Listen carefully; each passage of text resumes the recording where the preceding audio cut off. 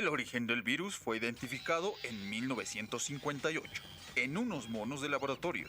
Sin embargo, estudios demostraron que los que transmitían el virus eran los roedores.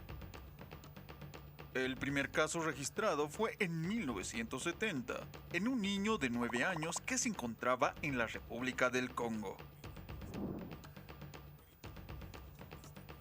Los síntomas que se presentan son dolor de cabeza, fiebre, dolor muscular con debilidad, como también ganglios linfáticos inflamados. Pero el síntoma más característico de este virus son las erupciones cutáneas que presentan en el rostro, como también en las palmas de las manos, en los pies y en el cuerpo. El tiempo de recuperación es de 2 a 4 semanas.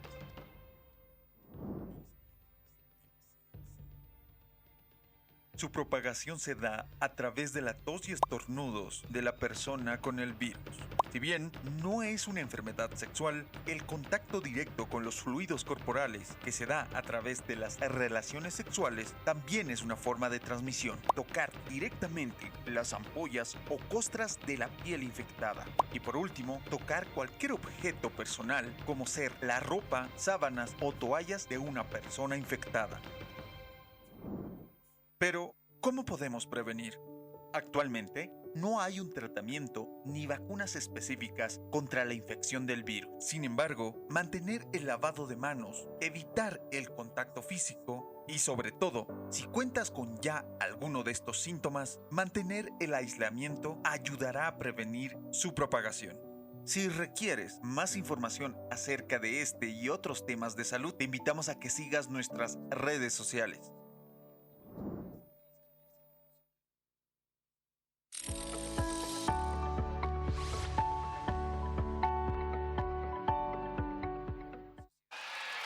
¡Hey! ¡Refrescarte es la misión! ¡Únete a la revolución! ¡Vizcachán y limón! ¡Sí! ¡Hidratarte es tu elección! ¡Únete a la revolución! ¡Vizcachán y limón! Únete a la revolución Vizcachán y limón. Agua mineral natural con gas que no tiene azúcar. Con el refrescante sabor a limón. La Cascada, orgullosamente boliviana.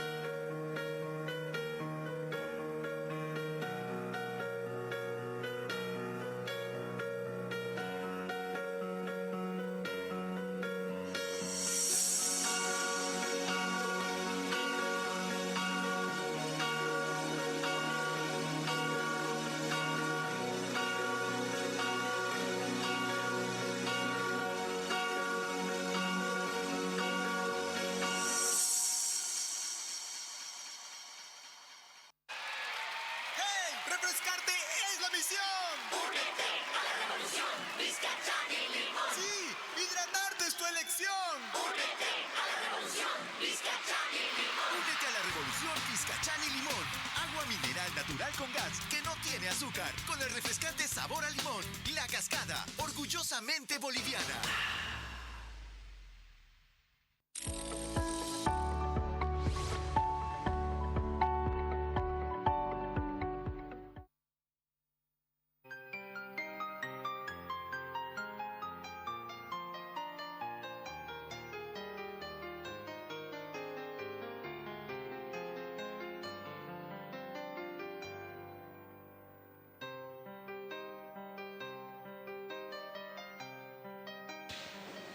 ¿Cómo está? Muy buenas noches.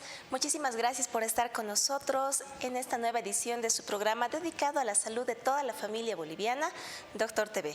Mi nombre es Penélope Michel, soy médico neurólogo y el día de hoy quiero invitarles primeramente a mantenerse los siguientes minutos con nosotros, ya que el tema de hoy es muy interesante, y recordarles que cualquier problema que tengamos de dolor de cabeza, dolor de espalda, temblores, epilepsia, las convulsiones, Parkinson, olvidos, muchas otras alteraciones de la parte neurológica, pueden comunicarse conmigo, pueden hacer sus dudas, sus preguntas, podemos hacer la consulta. Mi número de telefónico es el 730-27755. Estamos atendiendo en el Centro Médico Renovamed, que es en la Avenida Final Saavedra, al frente del Hospital de Clínicas, y estamos en Sanamente, en la calle Montevideo y Capitán Ravelo. Entonces, todos estos temas acerca del sistema nervioso realmente son muy interesantes. Y un poco asociado a esto también va lo del tema de hoy, que son lo que son las alteraciones de la conducta. Y el día de hoy, con el especialista que hemos invitado, vamos a romper muchos mitos y vamos a aprender lo que es esta enfermedad que han debido escuchar de esta alteración de la conducta, que es el trastorno de déficit de atención, la hiperactividad, ¿no? Entonces, ustedes han debido escuchar que principalmente esto tal vez se lo ven pequeños, en niños, pero hoy quiero comentarles y quiero que aprendamos todos, porque esto no solo se ve en niños, se ve también en los adultos, y los síntomas, la forma en la que esto se va a ir presentando en la persona va a ir teniendo otras características. Es importante saberlo, es importante detectarlo para un tratamiento adecuado y obviamente para mejorar así nuestra calidad de vida y la calidad de vida de nuestros familiares, de nuestros amigos, de todo nuestro entorno. El día de hoy estamos con el doctor Álvaro Stephens Michel, es médico psiquiatra.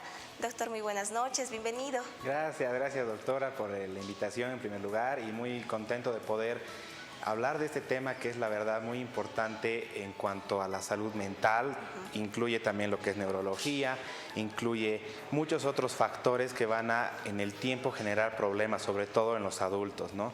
Como bien decía, es una enfermedad que comienza en la niñez, pero las manifestaciones pueden irse dando hasta la edad adulta, ¿no? Entonces, es un tema que es muy interesante, muchas veces incomprendido, muchas veces pasado por alto. Entonces, dispuesto a despejar todas las dudas y aclarar más sobre este trastorno, ¿no? Muy bien, doctor, muchísimas gracias.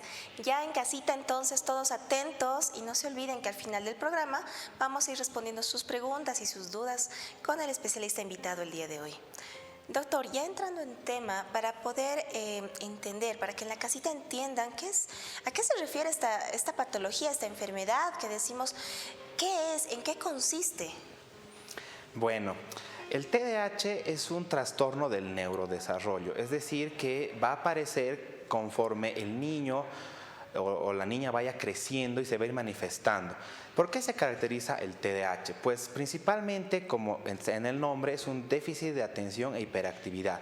Entonces, los niños a los que se les diagnostica, digamos, de esto, los principales problemas que van a tener son en la concentración. Les cuesta mucho concentrarse, principalmente en las tareas, ¿no? En las tareas escolares, son muy olvidadizos, olvidan frecuentemente los lápices, los libros, la mochila. Son niños, adolescentes, que además pueden ser tanto inatentos, hiperactivos o ambas cosas a la vez, ¿no? Entonces, dentro de la hiperactividad son niños que están muy inquietos, siempre están moviéndose, es como si estuvieran con un motor ahí adentro, saltan de un lado al otro, se suben las paredes, los árboles, están constantemente inquietos. En la clase les llama mucho la atención los profesores. ¿Por qué? Porque está inquieto, charlando y haciendo chistes o interrumpiendo cuando la maestra habla, ¿no? En cuanto a la hiperactividad, también podemos ver que están inquietos, no pueden estar quietos, sentaditos, por ejemplo, están moviendo constantemente sus manitos, sus pies, se levantan de la silla, se van a otra silla, entonces están ahí como una ardillita, ¿no? Moviéndose de un lado al otro. Entonces, este trastorno que comienza en la infancia, ¿por qué? Porque a nivel cerebral, a nivel de neurotransmisores, de conexiones cerebrales, pues es como que hay cortocircuitos y eso es como que se da a través del desarrollo. Hay una alteración en el desarrollo, en el cerebro de estos chicos. Entonces, la capacidad, por ejemplo, de concentrarse, de mantenerse quietos buscando el objetivo, por ejemplo, de atender, no es que no quieran, sino que no se puede, se les hace muy complejo para ellos, muy difícil. Por ejemplo, estar en una materia que no les guste, que les aburre, como a todos creo en la vida, no todas las materias nos gustan, pues las materias que no les gustan no pueden estar concentrados, se distraen, empiezan a dibujar, o pasa algo, algún ruido, vuela la mosca y se distraen, están constantemente ahí, su foco de atención cambiando de un lado al otro. Entonces, eso les trae muchos problemas, sobre todo a nivel académico, ¿no? Tienen malas notas, muchas veces repiten los cursos varias veces o reprueban las materias. Sin embargo, hay otras materias u otras actividades que les gustan mucho, por ejemplo, educación física o música tal vez, y les va muy bien, están bien concentrados y la pasan bien, pero otras, no sé, matemáticas, lenguaje, biología, les va mal. Y este trastorno que vemos que tiene un origen cerebral, porque hay neurotransmisores que están implicados como la dopamina. ¿Qué es la dopamina? Es una sustancia que está en nuestro cerebro y que nos sirve para poder buscar objetivos, enfocarnos en objetivos, enfocarnos en metas. Por ejemplo, tengo la meta de aprobar este año, entonces, ¿qué tengo que hacer para aprobar el año? Tengo que estudiar, tengo que concentrarme, tengo que hacer mis tareas y prestar atención. Sin embargo, bueno, eso hace la dopamina, o sea, genera que la corteza frontal, que es nuestro centro, digamos, de la racionalidad, de lo que nos permite aprender y obtener nuevas conductas, ahí está la alteración. Entonces los niños con TDAH no van a poder de alguna manera hacerlo esto adecuadamente. Y cuando ya se traslada a la edad adulta es donde aparecen muchos más problemas, principalmente cuando a los niños no se les diagnostica. Y esto puede pasar y se ve muy frecuentemente. Uno, porque principalmente en nuestro medio, pues el tema de la psiquiatría, principalmente infantil, pues recién como que está siendo tomado más en cuenta por los padres, por los maestros y por la misma sociedad. Tengamos en cuenta que antes los niños traviesos pues eran eso, niños traviesos, niños inquietos y no pasaba nada, ¿no? A lo mucho regañadas de los padres o por qué repruebas tanto. Bueno, y en algunos casos sí puede haber incluso consecuencias negativas, ¿no? Violencia que pueden sufrir estos chicos. Pero algo que es importante es que se ha empezado a conocer más de esto, se ha empezado a perder el estigma de las enfermedades mentales y que los niños también pueden padecer trastornos mentales. Entonces se ha empezado a diagnosticar mucho más el TDAH. Pero muchos niños, muchos jóvenes, adultos principalmente de nuestra generación, que no han recibido, no han podido ser diagnosticados, pues en la edad adulta empiezan a tener varios problemas. Principalmente, ¿por qué? Porque la vida adulta demanda muchas otras cosas que en la vida escolar no tienen, por ejemplo, responsabilidades. Y es aquí donde estas personas con un TDAH empiezan a tener muchas dificultades. Por ejemplo, conseguir y mantener un empleo. Sobre todo si este empleo demanda que hagan esfuerzos mentales prolongados. Por ejemplo, trabajar en una institución que le dicen a fin de mes tienes que hacer un informe de todo lo que has hecho en el mes. Esa tarea de sentarse, revisar todo lo hecho y hacer un informe de varias páginas es incluso una tarea imposible para las personas con TDAH, les cuesta demasiado. Y algo que van a hacer, y se ve mucho, es lo que llamamos la procrastinación, ¿no? Es decir, dejar y dejar y dejar para el último momento y al final no se logran hacer. ¿Por qué? Porque no hay esa motivación de decir, bueno, es que si no hago mi trabajo me van a despedir. Pero la persona con TDAH no va a poder, aunque quiera, y después se siente mal y se frustra y se enoja consigo mismo, y aquí empiezan a aparecer cuadros como la depresión, por ejemplo. La persona que sufre esto dice, no, soy un tonto, no puedo concentrarme en nada, he perdido ya 3 trabajos, ¿qué voy a hacer de mi vida? Entonces empiezan a aparecer patologías comórbidas, ¿no? Como la depresión, la ansiedad. Y algo que también es muy frecuente en los adultos que tienen TDAH, pues es el consumo de sustancias. Llamémosle desde el tabaco, el alcohol y otras drogas mucho más nocivas. ¿Por qué? Porque todas estas sustancias de alguna manera también actúan en nuestro centro del placer, en nuestro centro de la recompensa. Entonces, aquí en este centro del placer, que en el cerebro, está muy ligada a lo que es la dopamina. Y como estas personas tienen una deficiencia, una disregulación en la dopamina, pues todas estas sustancias o conductas que aumenten la dopamina, pues van a ser bastante llamativas para ellos y los van a hacer sentir bien. Entonces aquí nos enfrentamos a temas de adicciones, y no solo adicciones a sustancias, sino también adicciones, por ejemplo, a las compras, a los juegos, bastante común en los jóvenes y adolescentes y adultos con TDAH, los juegos, ¿no? Al principio pueden ser juegos de video, pero después pueden ser juegos ya de azar, apuestas y demás. Y otra conducta que también se ve en adultos con TDAH es la conducta sexual riesgosa, ¿no? Múltiples parejas, relaciones bastante inestables, con el objetivo principalmente de buscar algo placentero, ahí reforzar su dopamina. Entonces, por ese lado también sufren estas personas, y muchas veces llegan a la consulta principalmente por ese tema, ¿no? ¿Por qué? Porque tengo un problema de adicción, tengo adicción a la marihuana, a la cocaína o al alcohol o a varias cosas, y ahí empezamos a descubrir otras cosas, ¿no? Por ejemplo, sus relaciones interpersonales, ¿no? He tenido en el último año 10 parejas sexuales, por ejemplo, y eso se convierte en un riesgo, y las personas con TDAH lo reconocen, saben que están en un problema, sin embargo, es muy difícil para ellos poder controlarlo. Entonces, es importante que vayamos reconociendo estos patrones que tenemos o que pueden tener las personas con TDAH y buscar ayuda, ¿no? Adecuadamente, buscar ayuda profesional. Muchas veces estas personas al final como que se resignan, esto va a estar conmigo por siempre, me voy a morir así, me va a ir mal en todo, o nunca voy a tener una relación estable, o nunca voy a conseguir un buen trabajo, o todo el mundo me va a dejar. Entonces, cuando llegue ese punto es importante que podamos reconocerlo, y si conocemos a alguien así, pues brindarle la ayuda necesaria y poder motivarlo a que busque ayuda profesional, ¿no? Perfecto. Realmente todos los datos que nos está dando el doctor son muy importantes. Como podemos ir viendo, la cantidad de síntomas, la cantidad de datos que a veces podemos ir teniendo son sutiles, son discretos, son pequeños, y a veces no le damos la importancia necesaria. Esto va a ir aumentando a medida que pasan los años, y si no se hace el abordaje correcto desde la infancia, desde la niñez, la adolescencia y la adultez como tal, vamos a tener muchos problemas, no solo en la persona, sino en todo el círculo social. Exacto. En el círculo laboral. Entendamos que lastimosamente una persona que puede tener problemas con su familia, puede tener problemas con su esposa, con su esposo, va a tener una alteración en sus relaciones, y eso también le va a llevar a otro tipo de conductas. Alteraciones en el trabajo, la inestabilidad laboral, como lo menciona el doctor. Entonces, no ser hábil para poder trabajar, estar de trabajo en trabajo, es hasta discapacitante hasta un cierto grado. Entonces es muy, muy importante. Todo eso de la salud mental realmente es muy importante y infravalorado. Sí. Infravalorado. Ahora, en casita yo sé que también algunas mamás y algunas personas que tal vez se están identificando, están pensando, ¿pero por qué pasa esto? ¿Es porque mi papá, mi abuelo ha tenido lo mismo y me lo está pasando? O sea, genético.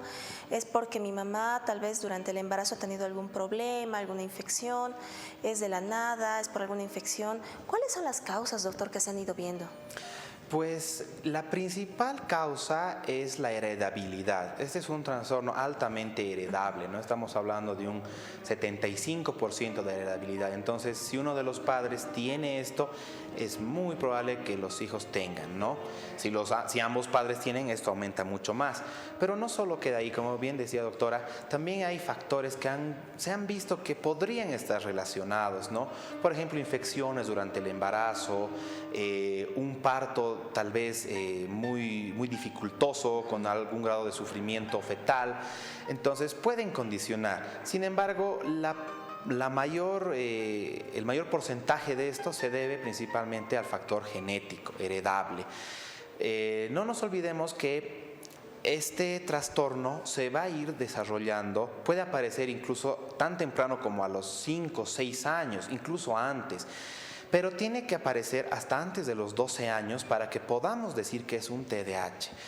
No es un TDAH si aparece recién en la edad adulta, que soy distraído, que me olvido las cosas o que estoy enojado todo el tiempo. Esos pueden ser otros cuadros psiquiátricos. El principal, la marca característica de este trastorno es que aparezca antes de los 12 años de edad. Y para esto es muy importante hacer una entrevista con los papás, fundamentalmente, ¿no? Si es que se puede contar con esta historia de los padres, de la madre, son muy importantes para ver cómo era esta persona cuando era chico. Y muchos recuerdan, ay sí, era terrible, todo el día me llamaban los profesores, que era travieso, no prestaba atención, era bullicioso, era inquieto, era hiperactivo, no hacía bien las tareas, se olvidaba todo, era bastante fosforito, ¿no? Esa es una característica bien importante, ¿no? Las personas con TDAH se irritan rápidamente. Y una de las otras características también que es bien típica es que le hablo y parece que no me estuviera escuchando. Le hablo y su mente está como que en otro mundo, no me responde, no me entiende, y le pregunto y muchas veces me dice sí, pero en realidad no me ha entendido nada. Entonces, esa incapacidad de poder concentrarse es lo que también lleva a problemas en la adultez, en las relaciones, ¿no? Bastante frecuente esto, ¿no? En relaciones de pareja principalmente, es que yo le hablo, le pido que haga esto, que haga y no me escucha y tengo que repetirle 20 veces. Y es bastante desafiante para las parejas de las personas con TDAH el poder sobrellevar una relación, porque llega a ser desgastante, ¿no? Las personas, y no lo hacen porque no quieran a esta persona o porque le importa un cacahuate lo que yo le digo, no, porque simplemente su cerebro no puede funcionar con muchos estímulos. Entonces cuando le hablan, pero ve algo en la televisión, ya lo perdió, o algo en la calle, ya lo perdió. Entonces estas personas tienen estas características. Ahora, algo que también, yendo a la parte de epidemiología, ¿no? Este trastorno es mucho más frecuente en varones que en mujeres, pero no por eso las mujeres tampoco lo tienen, ¿no? Llamemos una relación de 2-1 tal vez, máximo 3, pero en mujeres también se da. Y en algunas otras estadísticas hablamos de que, por ejemplo, un 5-10% de todos los niños, adolescentes tienen esto. Por ejemplo, estas son estadísticas de otros países. Sin embargo, en nuestro medio, si bien no tenemos esas estadísticas, pues podríamos decir que por ahí también va la prevalencia, ¿no? Entonces estamos hablando que de un salón de 20 alumnos, uno por lo menos va a tener un TDAH. Y eso también es un factor importante tanto para los educadores, la familia y en el futuro también los empleadores, ¿no? Lamentablemente en la vida ya adulta pues no hay mucha consideración, ¿no? En este aspecto es muy difícil que tal vez un empleador diga, ¿sabe qué? Yo voy a trabajar pero tengo mi certificado que tengo TDAH. ¿Ahí qué es eso, no? Entonces eso también es importante porque estas personas pueden rendir muy bien, pero muchas veces lo van a hacer por debajo de sus capacidades. Por ejemplo, recuerdo una paciente que me decía, creí que yo era retrasada porque siempre me iba mal, he reprobado las materias, en la universidad he fracasado, he tenido que dejarlo, empezó a trabajar y pensaba que realmente no podía, que tenía algo malo en mí y que no iba a poder. Sin embargo, ella tenía un TDAH, ¿no? Y con el tratamiento pues está yendo mejor. Entonces es muy importante que podamos conocer también todo esto, ¿no? Y cómo influye en la vida tanto emocional, psíquica de las personas, no solamente digamos como un diagnóstico, sino como personas, ¿no? Esas personas sufren. Por ejemplo, se irritan fácilmente, tienen discusiones con amigos, con pareja, con la familia, y muchas veces pueden ser torpes en el sentido de lo que van a manifestar, pueden insultar o gritar o ser agresivos, y lo peor es que después se arrepienten y dicen, no, ¿por qué he hecho eso? ¿Por qué? Porque son impulsivos, ¿no? Muchas de estas personas, por ejemplo, en su impulsividad hacen compras, por decirlo así, que no podrían gastar ese dinero, pero lo hacen.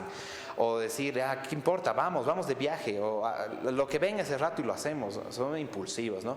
Sobre todo esto va con el tema también de la recompensa, ¿no? Estos actos impulsivos, estas compras impulsivas o decisiones así de último minuto, pues generan un digamos, estallido de dopamina y entonces se van a sentir bien. Esto es realmente importante. El día de hoy estamos hablando del trastorno de déficit de atención e hiperactividad, principalmente algunos datos para podernos identificar en la etapa ya adulta. No olviden que pueden ir ya enviando sus mensajes de texto al 624-05-321. En unos minutos nada más vamos a ir respondiéndolo con nuestro especialista, el doctor Stephen, médico psiquiatra. Doctor, quería preguntar además con lo de la epidemiología que estaba indicando. Los datos que tenemos, que puede tener una niña, una adolescente, una mujer, y los datos de la clínica, los síntomas en los varones, ¿son iguales? ¿Van a ser iguales tanto en las mujeres y en los varones o hay diferencias? Hay sutiles diferencias. En cuanto al cuadro clínico, pues como decíamos al inicio, puede ser una presentación netamente de inatención, es decir, que no hay hiperactividad o hay muy poca, pero el principal problema es la concentración, el enfocarse en las tareas, el poder de alguna forma mantener un foco de atención, concentración en cuanto a las actividades, tener objetivos. Ese es el inatento. Y el otro es más hiperactivo, ¿no? El hiperactivo que se caracteriza principalmente por primero en la niñez, en la adolescencia, por inquietud psicomotora, pero ya en la adultez, la hiperactividad, por ejemplo, de no puedo esperar la cola del banco, no puedo, si me pongo tan inquieto que me salgo y pierdo la cola. O, por ejemplo, personas que conducen, que empiezan a correr en el auto. Eso es porque ya no, antes corrían en el colegio o en el jardín, pero ahora corren en el auto. Entonces, estas presentaciones pueden ser inatente, hiperactiva o mixta, es decir, tanto de inatención como de hiperactividad. Se dice que las niñas principalmente son más del tipo inatento, aunque también hay hiperactivas y combinadas, pero son los menos. Los niños, por otra parte, tienen un patrón mucho más hiperactivo. Sin embargo, también pueden ser mixtos o presentar el de tipo inatención. Entonces, cada caso es diferente. No podemos decir, es que es niña, no puede ser TDAH. No, también existen en las niñas. Perfecto. Doctor, ¿qué pasa si yo tengo la sospecha de que tal vez me he ido mal en el colegio, no he tenido muy buenas relaciones, siempre he estado cambiando hasta de carreras, empiezo una carrera, la termino, no me gusta, me aburre, empiezo otra, no me gusta, me voy a otra, estoy igual así con grupos de amigos y ahora ya en mi vida laboral, a veces tengo inestabilidad laboral, ¿qué puedo hacer? ¿Cómo voy a ir al médico? ¿Cómo se hace el diagnóstico? ¿Qué tipos de pruebas hay? ¿Hay algún estudio específico que me pueda decir realmente si tenemos esto o no? Pues el diagnóstico es principalmente clínico, es decir, en base a la historia de la persona, en base a los datos principalmente de la edad de la infancia, de la adolescencia. Y lo que hacemos mucho nosotros los psiquiatras en colaboración con los psicólogos es la aplicación de pruebas, ¿no? Pruebas psicométricas, escalas tanto que se usan en los niños como en los adultos. Hay para niños, para adultos. Entonces estas escalas nos van a permitir de alguna forma establecer un diagnóstico y también la severidad. No nos olvidemos que no es que todos los casos van a ser iguales. Existen casos que son relativamente leves en los que las personas sí tienen algunos patrones de inatención y de hiperactividad, pero que no interfieren en una gran medida en su vida o que han podido, digamos, superarlos de una manera espontánea, que también existe esa figura, ¿no? Muchos de los, lo que dicen las estadísticas es que de un niño que tiene TDAH, de un grupo de niños que tienen TDAH, el 60% lo va a seguir teniendo de adultos. Entonces un 40% se le fue. Pero a veces quedan, ¿no?, algunas situaciones como no poder esperar o estar así siempre interrumpiendo a los demás o hablando ahí como que corta siempre a los demás. Pero no genera un daño en su vida, puede trabajar, tiene una familia, tiene relaciones interpersonales adecuadas. Entonces, de acuerdo a eso también vamos a ir clasificando, ¿no? Hay unos que son realmente severos, en los que no pueden sin la ayuda de un tratamiento. Entonces, mediante una entrevista clínica, una buena anamnesis con la familia principalmente y las escalas de aplicación tanto en jóvenes, adolescentes y adultos, pues ya tenemos un panorama mucho más claro. Exámenes laboratoriales o de gabinete, pues no hay algo que nos pueda dar una certeza, ¿no? Muchas veces se hacen tomografías, electroencefalogramas, que pueden o no mostrar alteraciones. Existen otros estudios que son principalmente para investigación, como tomografías por emisión de positrones, resonancias magnéticas funcionales, que son principalmente para que conozcamos cómo funciona el cerebro de una persona con TDAH, pero que no son prácticas para usar en la cotidianidad, ¿no? No se puede pedir una resonancia magnética funcional de rutina, ¿no? Es un estudio muy costoso. Entonces, principalmente nos vamos con la clínica. Eso es muy importante para que todos en casita igual entiendan el concepto, porque muchas veces dicen, no, pero el doctor solo me ha hecho unas preguntas, no me ha pedido ningún laboratorio, me voy a ir con otro. Entonces, o dicen, no, pero yo quiero saber qué algún estudio, alguna tomografía, justo lo que mencionaba, o un electro, o algo que me diga, aquí está el TDAH. Entonces, no hay eso.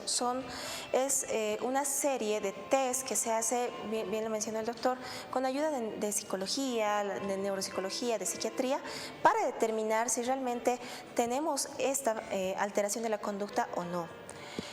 Doctor, hacemos el diagnóstico y vemos, depende de los grados, qué tipo de abordaje terapéutico hacemos, qué le podemos ofrecer a este paciente para que tenga una mejor calidad de vida, él y toda su familia. Claro.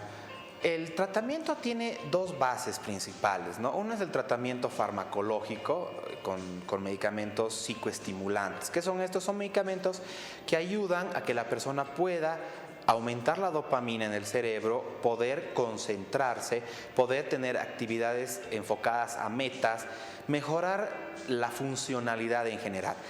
Esto se reserva o se aconseja principalmente en pacientes que tienen ya una alteración de alguna manera significativa en sus vidas. No nos olvidemos también que de alguna forma estos tratamientos no son muy, digamos, accesibles a nuestra economía, y eso es una verdad que hay que decirla, ¿no? No todas las familias pueden costear un tratamiento de estas características. Sin embargo, cuando el desorden es severo, pues hay nomás que hacer esfuerzos. Los tratamientos farmacológicos son la primera línea, ¿no? Y que se da en niños, en adolescentes y en adultos. Y en cuanto a la otra parte es el tratamiento psicoterapéutico. Estas personas se benefician y mucho de terapias conductuales, principalmente aprender a organizarse, aprender a cómo voy a manejar mi día, cómo puedo empezar a tener mejor manejo, por ejemplo, de mis horarios. Y en esto ayudan muchas cosas, por ejemplo, los planificadores o los planners, ¿no? Como calendarios. Entonces ahí anotamos cada día qué tenemos que hacer. Los recordatorios de los celulares, más bien que ahora vivimos en una época tecnológica, es una maravilla el celular, podemos poner ya, tengo cita a las 6 de la tarde, te sale la alarma, o hacer la tarea para el día tantos, ¿no? Entonces recordatorios constantes. También de alguna manera la terapia ayuda a que estas personas acepten que tienen esta dificultad y que no se echen la culpa, que no digan, es que yo soy un burro, yo soy un tonto, yo no puedo hacer nada, o ¿para qué voy a intentar algo si me va a ir mal? Entonces, aprender con la psicoterapia que esto es sobrellevable, que de alguna forma se puede seguir, que no es algo que los va a condenar al fracaso, ¿no? Entonces, la psicoterapia más los medicamentos, pues la terapia más indicada. En pacientes que tienen cuadros menos disfuncionales, que puedan atarse con una psicoterapia principalmente conductual, pues cognitiva conductual, pues les va a ir bastante bien. Perfecto. Muchísimas gracias, doctor. Realmente este es un tema muy interesante y también ya es hora de interactuar con ustedes, así que vamos a ir leyendo sus mensajitos. Muchas gracias. Buenas noches. ¿Estas personas a la larga son esquizofrénicos? No. ¿Por algún shock que hayan tenido? No, para nada. Son enfermedades totalmente diferentes. No tienen nada que ver una con la otra y no es secundario a algún trauma, por ejemplo, el TDAH, ¿no? Es algo que uno nace con la predisposición y se va manifestando, pero no es por alguna causa. Esto también para las mamás, los papás, ¿no? Ay, es que mucho lo he reñido y por eso se ha vuelto así, o ay, no me siento culpable, o yo lo he malcriado mucho. No hay una causa así psicológica, digamos. Esto es algo que ya el cerebro viene predeterminado a funcionar así.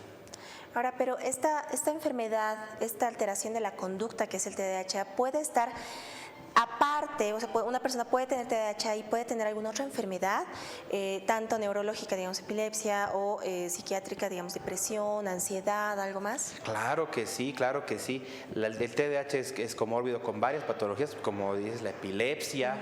Pueden tener otros trastornos neurológicos, puede también acompañarse de otras manifestaciones o de otros trastornos mucho más severos, por ejemplo, autismo y TDAH, o una discapacidad intelectual más TDAH, ¿no?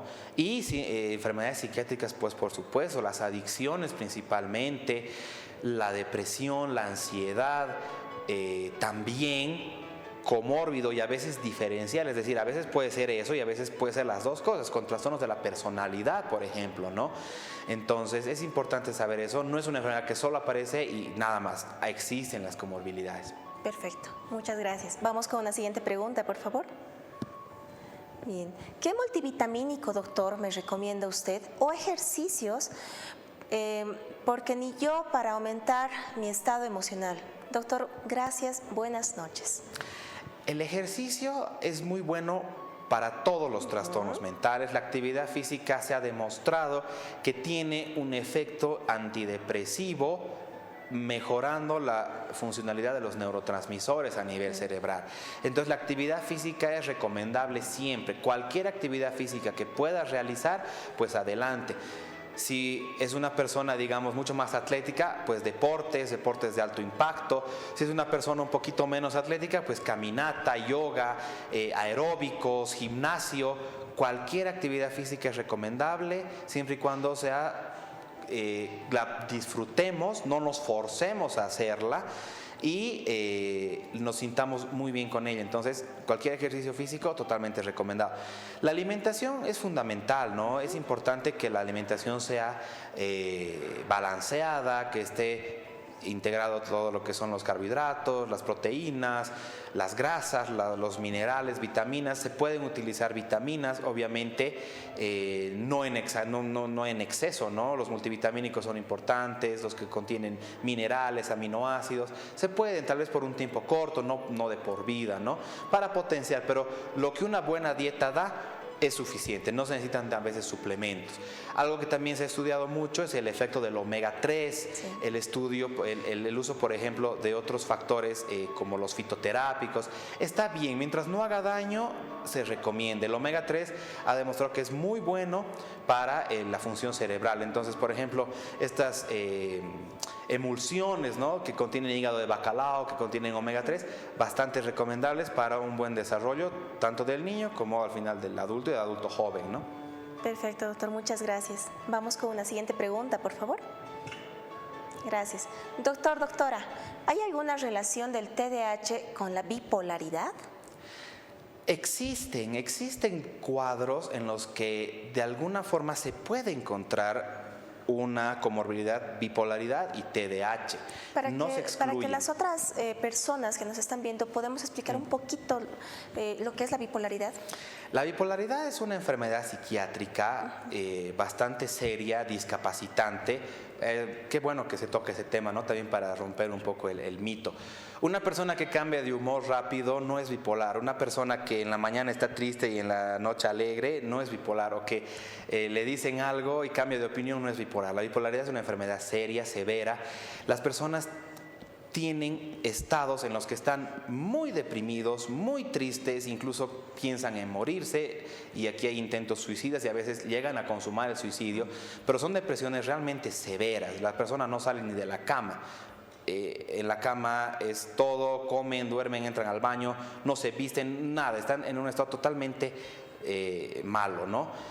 Tienen periodos así. Y tienen periodos en los que va de ese polo bajo, que es la depresión, al polo alto, que es la manía. En cambio, en la manía, la persona se siente súper bien, tiene ganas de hacer todo, se creen Superman, Superwoman, dicen voy a hacer esto, voy a hacer, tienen energía todo el día, pueden estar sin dormir, pueden estar a las 3 de la mañana leyendo, lavando, cocinando, están súper activos y además pueden tener ideas ya de grandeza, ¿no? Que yo conozco al presidente, que yo tengo mi mansión con mi auto último modelo, que yo te voy a invitar, te voy a comprar una casa, y uno piensa, qué raro, ¿no? Y es que están grandiosos el término, están grandiosos, ¿no?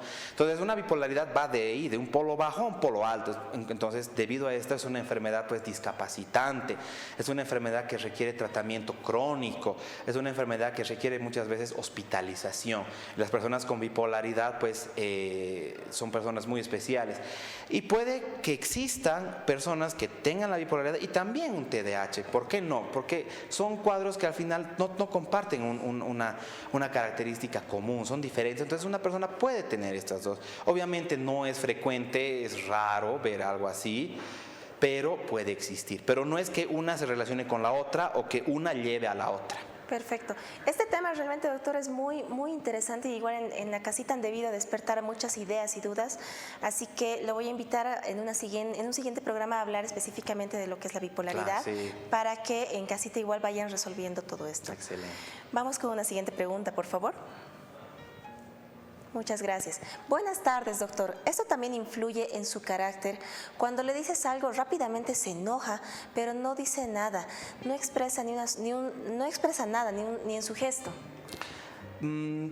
Las personas con TDAH tienden a ser más bien más impulsivas, explosivas. Pueden molestarse, sí, pero después de un tiempo como que se arrepientan. Ay, ¿por qué le he dicho eso? No debía haberle insultado, ¿no?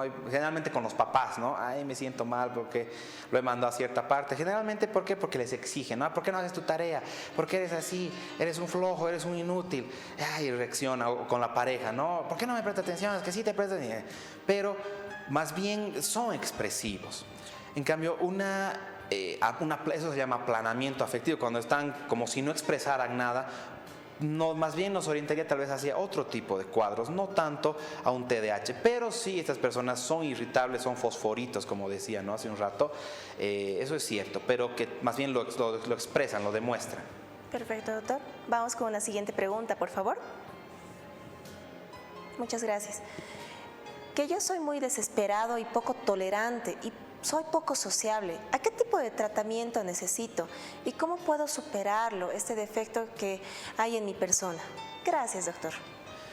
El tema de la poca tolerancia y la desesperación, pues sí estaría, digamos, dentro de lo que podríamos decir un TDAH, pero obviamente faltan muchas otras cosas, no solamente es eso, ¿no? Tenemos que cumplir muchas otras cosas para decir ese es un TDAH. El tema de la sociabilidad pues es bastante variable, y aquí podemos hablar de la personalidad de cada uno, ¿no? Hay personalidades que son mucho más introvertidas, prefieren estar en la soledad o tener pocos amigos, contactos escasos con la gente, prefieren estar en su mundo. Y de alguna manera no son tan extrovertidos como otros que son amigueros, que están en una, en otra, todo el mundo los conoce, están en las redes sociales, están en todos lados. Esas son cuestiones de personalidad. Sin embargo, cuando este aislamiento social de alguna manera es muy notorio, perjudica en cierta medida a esa persona, por ejemplo, dejar de tener algunas cosas, por ejemplo, no trabajar porque no quiero ir al trabajo, porque no quiero hablar con la gente. Entonces, eso ya es una alteración. O no quiero hablar con nadie porque puede ser que me quieran hacer algo o tenga miedo. Entonces, ahí hay que indagar de qué se trata eso. Pero, si de alguna manera una persona puede desarrollarse, puede tener una actividad relativamente normal en su vida, pero sin ser sociable, pues es parte de su personalidad. No podemos decir, está mal. Tampoco vamos a irnos a psiquiatrizar, a psicopatologizar todo, ¿no? Obviamente tiene que haber una disfunción importante en la vida de las personas para empezar un tratamiento. Perfecto, doctor. Muchas gracias. Vamos con una siguiente pregunta, por favor. Buenas noches, me llamo José Luis. Mi hija es muy distraída y no presta atención en clases, tiene 15 años. ¿Debo asumir que tiene TDAH? Asumir no, hay que estudiarla, hay que hacer pruebas, hay que complementar con otros síntomas. La inatención, si bien es uno de los síntomas, digamos, cardinales o más importantes, pero hay una lista grande de manifestaciones que deben completarse para poder hablar de un TDAH. Si es inatenta, pues también tiene que haber la dificultad en los detalles, por ejemplo, la dificultad en seguir órdenes complejas, la dificultad en poder, digamos, recordar lo que se le dice en un contexto, por ejemplo, de una tarea. Eso es bien común. No solamente la inatención, entonces el rendimiento también es algo que hay que tomar en cuenta mucho. Y, por ejemplo, esto de no escuchar, el enfocarse en detalles y no ver el todo, ¿no? Como ver un paisaje y encuentran las diferencias, ¿no? Y se quedan en una cosita y no ven lo demás, por ejemplo. Entonces, son varias cosas que hacen a un diagnóstico, pero partiendo de que hay una inatención en las clases, pues a partir de ahí podemos indagar y puede que sea o no un TDAH. Perfecto. Muchas gracias, doctor. Vamos con una siguiente consulta. Gracias. Doctor, buenas tardes. Una consulta. ¿Estos pacientes tienen quizá la tendencia de culpar a los demás de sus dificultades? Y algunos sí, otros no, y ahí vamos de nuevo con la personalidad, ¿no? y con la forma en la que cada uno ha podido irse adaptando en el desarrollo, en el crecimiento a las circunstancias, ¿no? Esto también tiene que ver mucho con los estilos de apego, de crianza y cómo ha sido la relación y la dinámica familiar, escolar. Entonces, puede ser que en lugar de asumir que tienen en realidad este tipo de problema, puede decir, es que los otros no me entienden, es que yo soy así y así tienen que aceptarme como soy. Tal vez no culpar a los demás, porque es también una conducta no adaptativa culpar a los otros por nuestros fracasos o por nuestros errores.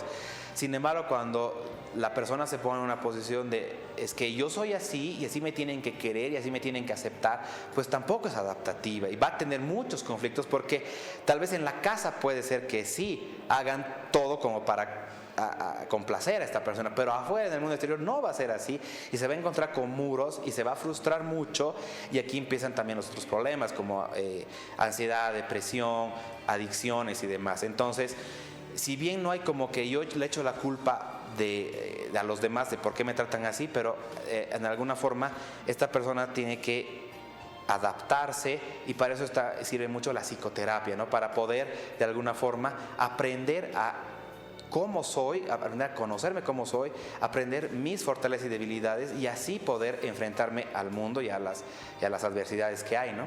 Perfecto, doctor, muchas gracias. Vamos con la siguiente consulta. Perfecto. Buenas tardes, doctores. Que Dios los bendiga. Sigan adelante. Mi hija tiene 21 años. Tiene falta de atención porque ella postuló lingüística en la UMSA, le fue muy mal, reprobó con 48, se frustró. Luego postuló a Derecho, reprobó nuevamente. Va a postular a Derecho. ¿Y cómo le puedo ayudar? Muchas gracias. Bueno, pues aquí vemos un caso, por ejemplo, de una persona, una joven que ha intentado una carrera, no lo ha logrado, ha intentado otra, no lo ha logrado. Entonces hay que ver las causas de por qué no lo ha logrado. Tal vez sí haya estudiado y sí se haya esforzado, pero en realidad no haya podido comprender mucho del contenido, o por ahí lo hacía pero se distraía. Entonces aquí podemos ver que puede ser un caso de TDAH ya de una persona adulta joven. Entonces aquí vemos algo que ya hemos mencionado, ¿no? Fracaso, por ejemplo, académico. El fracaso académico, más la frustración que conlleva esto, más la dificultad de poder, digamos, encontrar algo o alguna actividad que pueda llevarse a cabo sin dificultades, otro factor. Entonces puede ser que sea un TDAH. Lo que podríamos hacer, y la mejor forma de ayudar a esta joven, es poder entrevistarla, poder hacerle una buena consulta, digamos, una entrevista adecuada con la mamá, y ver si esto ha sido desde siempre o tal vez ahora hay un problema. Si esto ha pasado desde que era jovencita, desde que era niña, adolescente, pues puede que sea un TDAH y de alguna forma tenemos que ayudarla con un tratamiento. Pero si esto pasó recién en la edad adulta, en la juventud, pues puede ser otra cosa, puede que esté cruzando una depresión, puede que esté pasando algo que no le está dejando rendir adecuadamente y por eso se está sintiendo así. Entonces, lo mejor que podemos hacer para ayudar a esta persona es que pueda acudir con los profesionales en salud.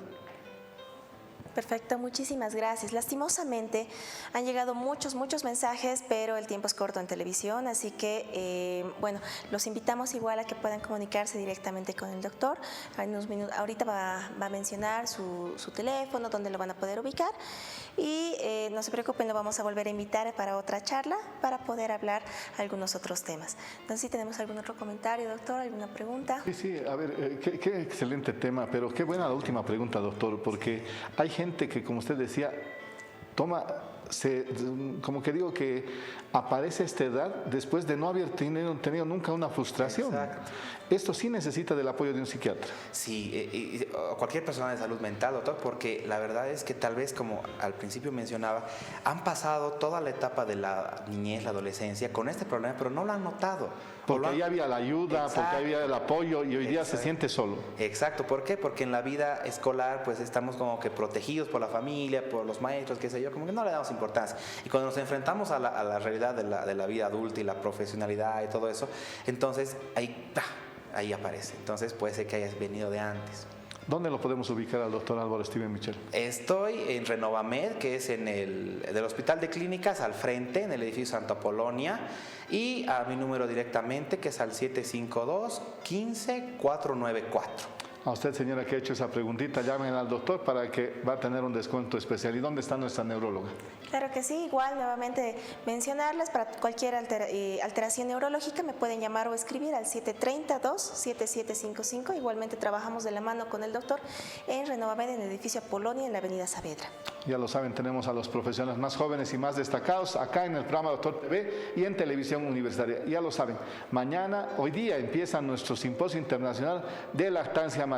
Si ustedes quieren saber algo más de lactancia materna, inscríbanse y mañana estaremos con más del programa Doctor TV. Un abrazo a ustedes y no se quiten el barbijo, porque lastimosamente nos podemos seguir contagiando.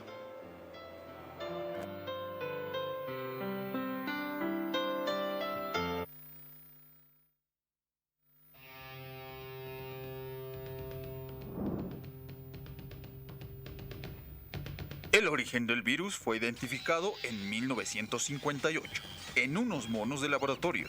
Sin embargo, estudios demostraron que los que transmitían el virus eran los roedores.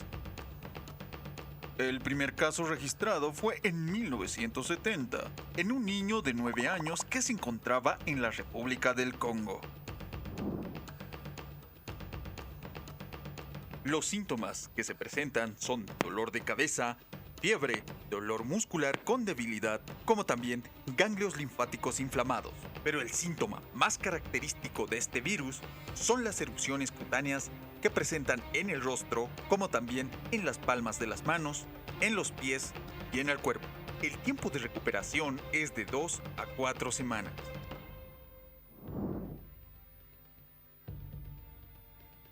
Su propagación se da a través de la tos y estornudos de la persona con el virus. Si bien no es una enfermedad sexual, el contacto directo con los fluidos corporales que se da a través de las relaciones sexuales también es una forma de transmisión. Tocar directamente las ampollas o costras de la piel infectada. Y por último, tocar cualquier objeto personal, como ser la ropa, sábanas o toallas de una persona infectada. Pero, ¿cómo podemos prevenir? Actualmente, no hay un tratamiento ni vacunas específicas contra la infección del virus. Sin embargo, mantener el lavado de manos, evitar el contacto físico y, sobre todo, si cuentas con ya alguno de estos síntomas, mantener el aislamiento ayudará a prevenir su propagación. Si requieres más información acerca de este y otros temas de salud, te invitamos a que sigas nuestras redes sociales.